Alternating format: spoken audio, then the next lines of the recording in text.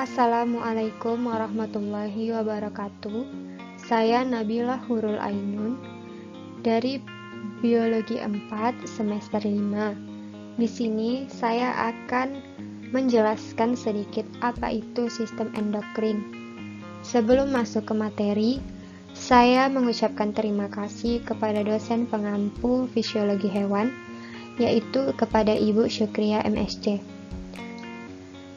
Baiklah, langsung saja kita masuk ke materi.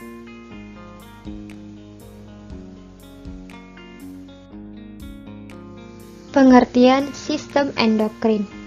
Sistem endokrin adalah sistem yang mengatur berbagai proses di dalam tubuh melalui pelepasan pesan kimia atau disebut dengan hormon.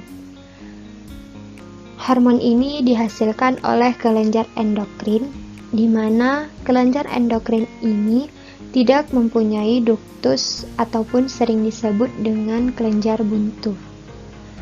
Sistem endokrin ini memiliki banyak fungsi, di antaranya yang pertama ada mengatur metabolisme organik serta keseimbangan H2O dan elektrolit, yang secara kolektif penting dalam mempertahankan lingkungan internal yang konstan. Kemudian yang kedua, menginduksi perubahan adaptif untuk membantu tubuh menghadapi situasi stres. Kemudian yang ketiga, untuk mendorong tumbuh kembang yang lancar dan berurutan. Sistem endokrin ini juga mengontrol reproduksi, mengatur produksi sel darah merah, dan bersama dengan sistem saraf, mengatur dan mengintegrasikan sirkulasi dan pencernaan serta penyerapan makanan.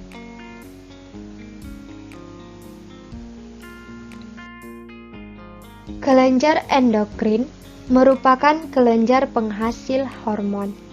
Nah, kelenjar ini memiliki suplai darah yang banyak dan luas serta terdapat kapiler fenestrata. Hormon akan disekresikan ke aliran darah untuk membawa pesan kimia menuju ke sel target, yang dimana sel target ini telah memiliki reseptor yang berfungsi untuk mengikat hormon. Reseptor-reseptor ini tidak akan salah menangkap ataupun menarik dan mengikat hormon-hormon karena reseptor ini sudah sesuai dengan tugasnya, yaitu untuk menangkap hormon ataupun mengikat hormon yang sesuai dengan perintah. Di dalam proses tersebut terdapat reaksi biokimia di mana di dalam sel target nantinya akan mengubah fungsi ataupun aktivitas sel.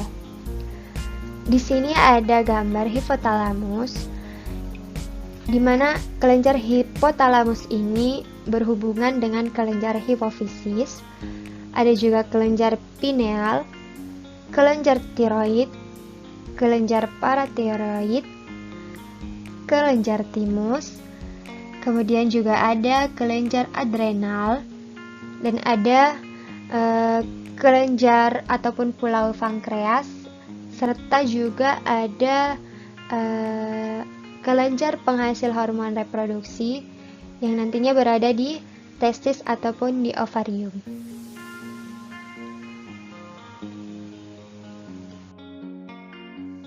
Kemudian ada struktur hormon.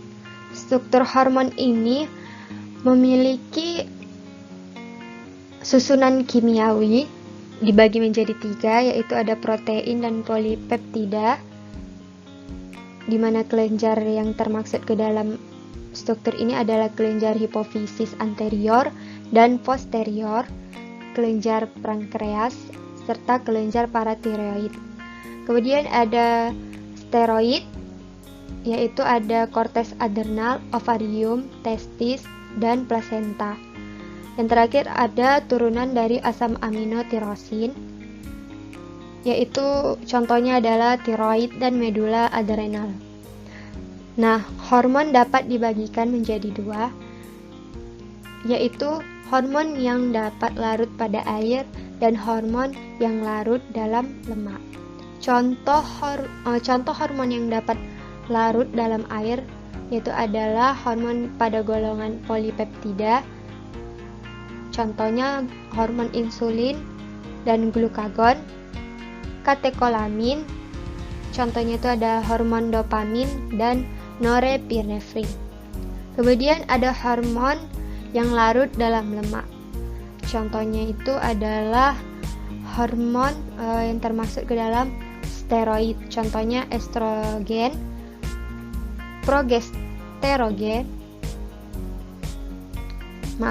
progesteron dan juga testosteron.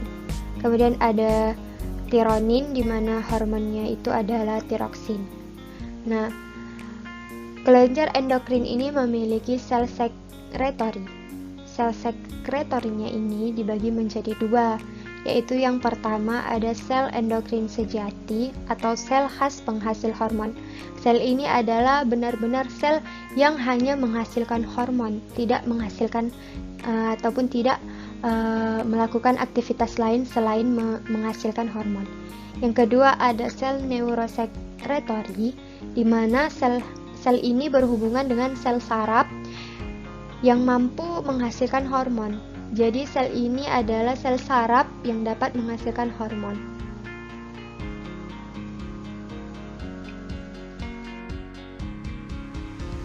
Satu kelenjar endokrin dapat menghasilkan banyak hormon. Jadi bayangkan saja berapa banyak kelenjar di dalam tubuh kita.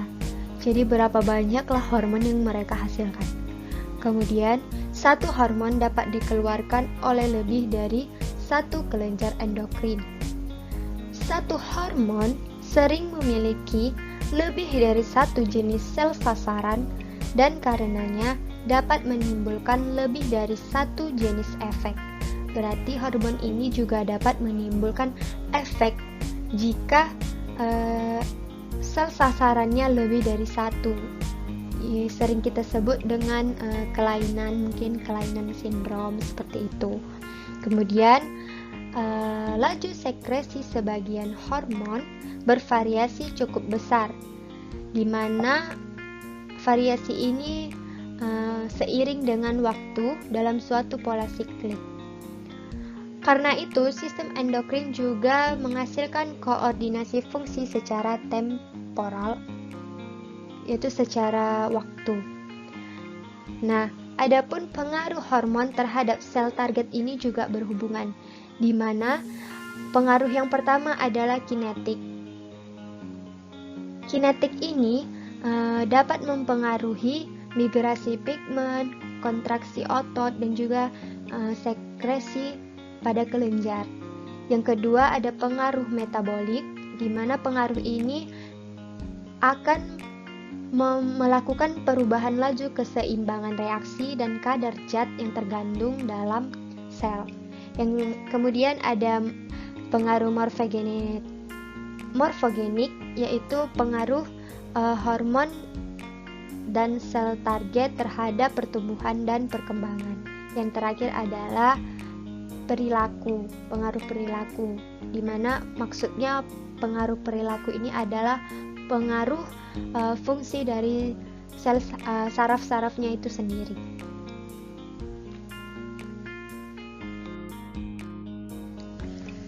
Kemudian ada mekanisme kerja hormon dan juga tipe kerja hormon. Di dalam gambar mekanisme kerja hormon ini dijelaskan bahwa hormon yang dibawa oleh pembuluh darah ini akan melakukan perjalanan ke sel target. Kemudian jika sudah menuju dan sudah sampai pada sel target, mereka akan ditangkap dan diikat, kemudian mereka akan masuk ke dalam inti sel. Nah, tipe kerja hormon ini ada 4. Yang pertama ada sinyal endokrin klasik atau classical endocrine signaling, di mana sel ini melepaskan hormon yang dikirim ke sel target oleh darah. Dan yang kemudian ada yang kedua neuroendocrine signaling, yaitu sinyal neuroendokrin, di mana neuron akan melepaskan hormon saraf yang diangkut oleh darah atau difusinya melalui intertrigonal fluid. Yang ketiga ada autocrine signal, itu adalah sinyal autorin, di mana sinyal ini adalah sinyal yang bertindak pada sel. Jadi tanpa sinyal ini mungkin sel tidak akan bisa melakukan aktivitasnya. Kemudian yang terakhir ada paracrine signal, yaitu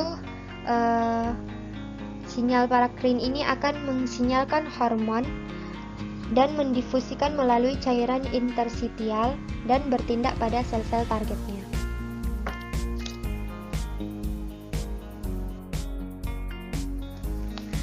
Baiklah, kita masuk kepada kelenjar endokrin yang ada pada manusia. Nah, yang pertama itu ada kelenjar hipofisis atau sering disebut juga kelenjar pituitari, di mana kelenjar ini merupakan kelenjar endokrin berukuran kecil yang terletak di rongga tulang di dasar otak, tepatnya di bawah hipotalamus.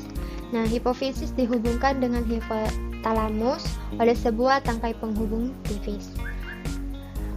Kelenjar hipofisis diatur oleh susunan saraf pusat melalui hipotalamus.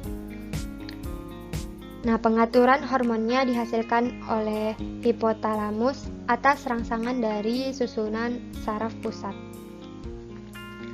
Di sini ada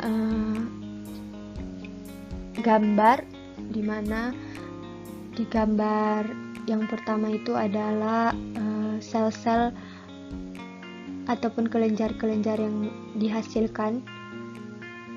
Yang kedua ada juga gambar otak manusia, di mana hipotalamus itu terletak.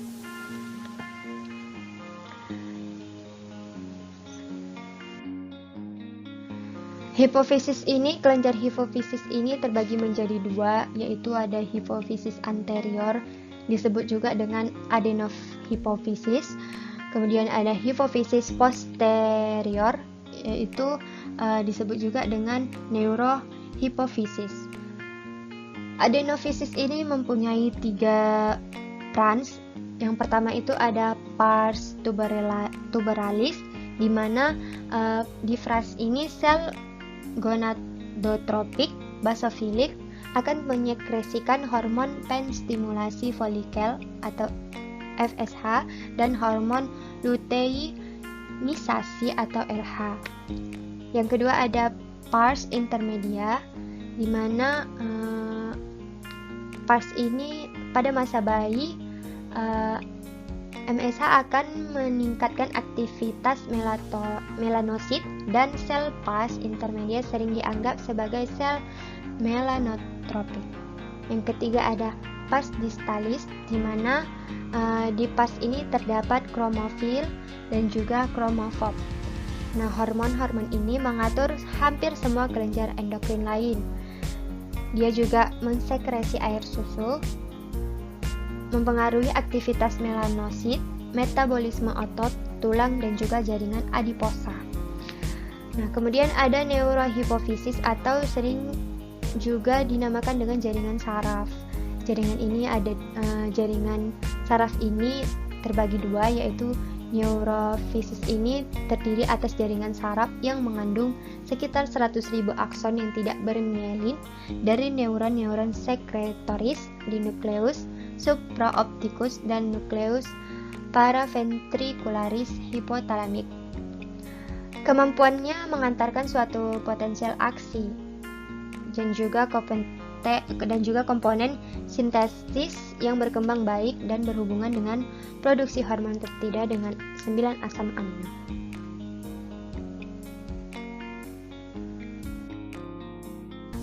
Selanjutnya ada kelenjar pineal. Kelenjar pineal ini adalah kelenjar yang mengeluarkan hormon melatonin, di mana hormon ini membantu menyamakan irama sirkadian tubuh dengan siklus periode aktivitas, yaitu siklus terang dan siklus gelap atau periode inaktivitas lingkungan. Melatonin ini adalah hormon kegelapan, disebutnya sebagai hormon kegelapan, artinya hormon yang dihasilkan di malam hari ataupun hormon yang bekerja pada malam hari. Nah, sekresi melatonin ini meningkat hingga 10 kali lipat selama malam hari dan kemudian turun ke kadar rendah selama siang hari. Fluktuasi sekresi melatonin ini selanjutnya akan membantu menyamakan irama biologis tubuh dengan sinyal siang malam eksternal.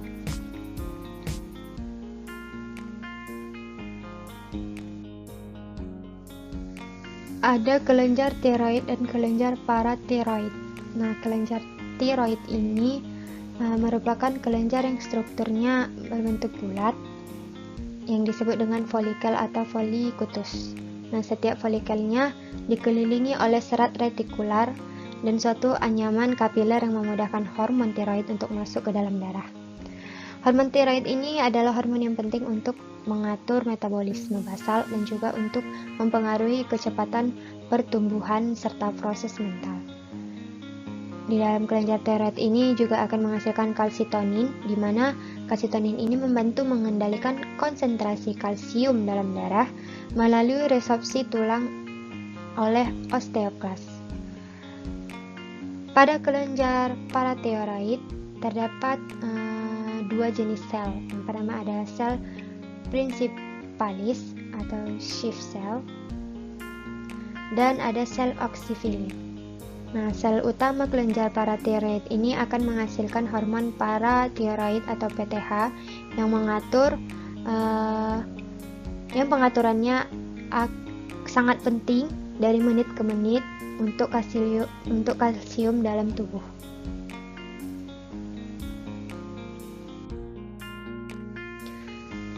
Kemudian ada kelenjar timus.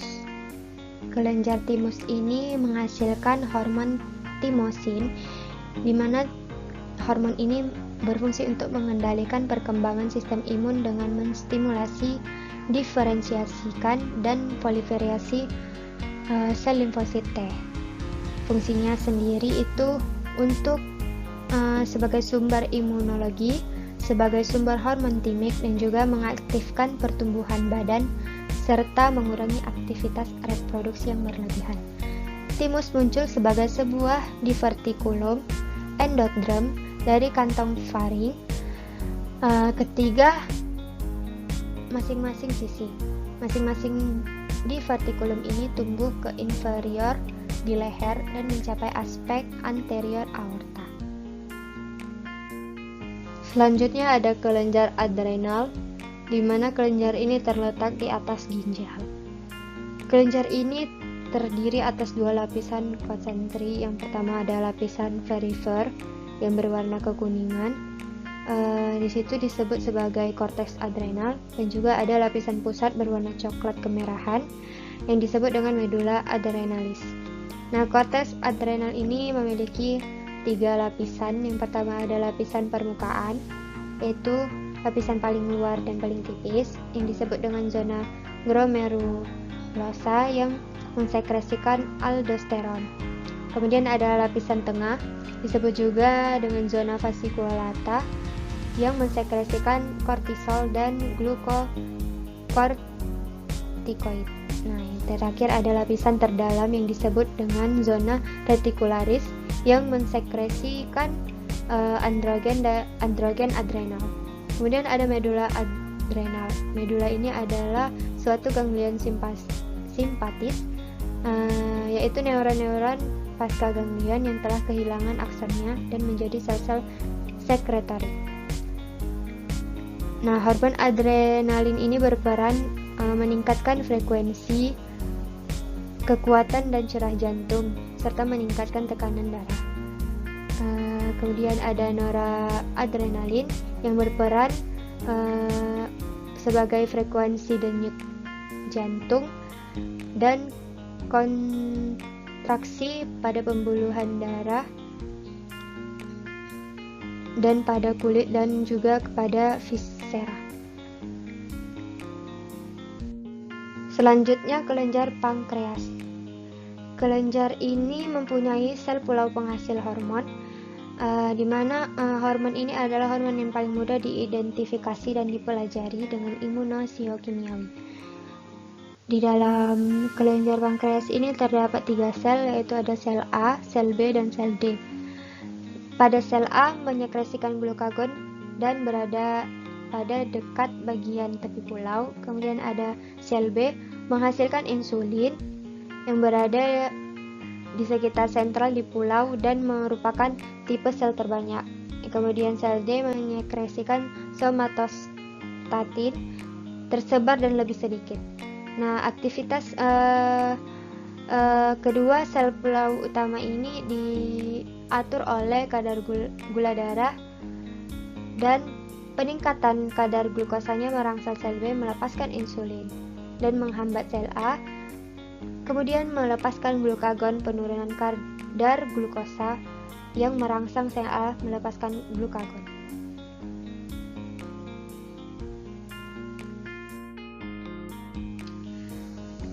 Kemudian terdapat kelenjar reproduksi, di mana kelenjar ini akan menghasilkan hormon di masing-masing reproduksi, baik laki-laki maupun wanita. Nah,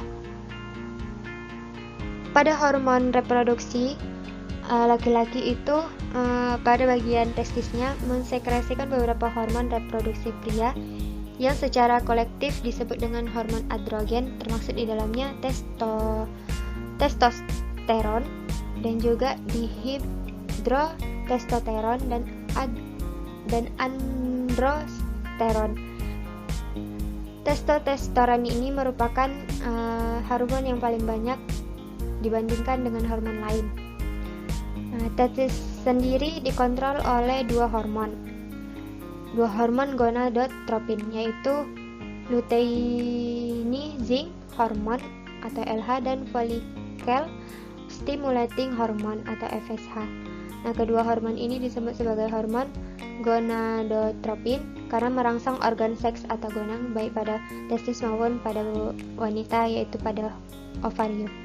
Kedua hormon ini dihasilkan oleh sel yang berada pada hipofisis anterior yang disebut dengan gonatropis. Kemudian hormon yang dihasilkan oleh reproduksi wanita pada ovarium itu adalah hormon gonadotropin releasing hormone. Hormon ini akan disekresikan oleh hipotalamus. Kemudian ada follicle stimulating hormone atau FSH. Ada juga luteinizing hormone LH, di mana kedua hormon ini disekresikan oleh hipofis anterior. Yang terakhir ada hormon estrogen dan posteron, yang merupakan hormon yang dihasilkan ovarium sebagai respon terhadap dua hormon yang dihasilkan oleh kelenjar hipofis anterior.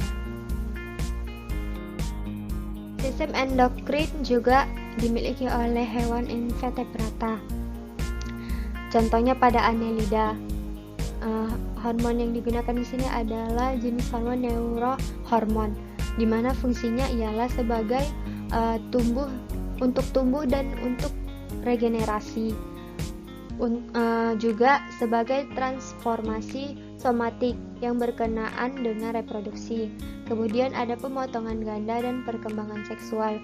Berperan juga untuk menentukan ciri-ciri kelamin luar atau kelamin sekunder, dan juga berfungsi sebagai penyembuhan luka.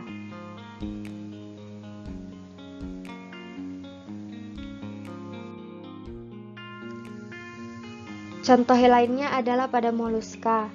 Nah, pada moluska ini terdapat kelenjar endokrin. Salah satunya adalah kelenjar optik pada oktopus. Nah, pada jenis siput ini, jika tentakelnya dibuang, maka hasil pembentukan telur pada ovotestisnya dipercepat. Kemudian jika ekstra tentakelnya disuntikkan, maka akan merangsang produksi sperma. Ekstra ganglion otak juga merangsang produksi telur.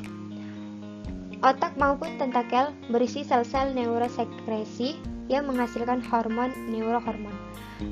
Neurohormon ini adalah hormon di mana dari tentakelnya akan merangsang produksi sperma, sedang dari otak akan merangsang perkembangan telur. Nah, pada oktopusnya pada saat proses pendewasaan akan diatur oleh sel-sel neurosekresi yang mempengaruhi pertumbuhan ovarium dan testis. Nah, hubungan antara ganglion otak dan juga kelenjar optik ataupun kelenjar gonadnya pada oktopus sama seperti hubungan hipotalamus dengan hipofisis gonad pada vertebrata. Contoh lainnya ada pada krustasea pada udang-udangan, di mana di sini terdapat beberapa neurohormon yang berasal dari ganglion optik yang letaknya pada tangkai mata. Hormon-hormonnya itu adalah hormon pigmentatina, kromatotropin, hormon hiperglikemik, hormon inhibitor ovarium, dan juga hormon inhibitor pengelupasan yang berperan untuk molting. Juga hormon di sini terdapat pada bagian organ Y, dan terdapat juga kelenjar androgen pada krustasea jantan. Kemudian ada sistem endokrin pada hewan vertebrata. Pada hewan Hafes, kelenjar endokrinnya terdiri atas glandula pituitaria atau hipofisa yang terletak di dasar otak pada ujung infundibulum. Kemudian ada juga glandula pankreaticus yang menghasilkan hormon insulin. Kemudian ada glandula sexualis yang menghasilkan hormon, di mana hormon ini mempengaruhi tanda kelamin sekunder, terutama terletak pada warna bulu. Terdapat juga kelenjar pineal, kelenjar hipofisis, kelenjar tiroid, paratiroid, kelenjar adrenal, timus, juga kelenjar gonad dan kelenjar pankreas.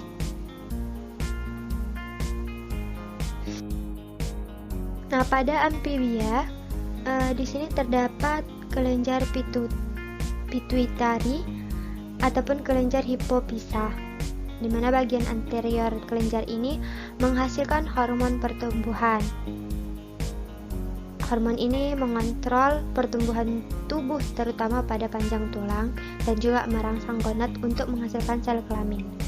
Nah, bagian tengah glandula pituitari menghasilkan hormon intermedin yang mempunyai peranan dalam pengaturan kromatofora dalam kulit. Kemudian ada bagian posterior glandula pituitaria menghasilkan hormon yang mengatur pengambilan air.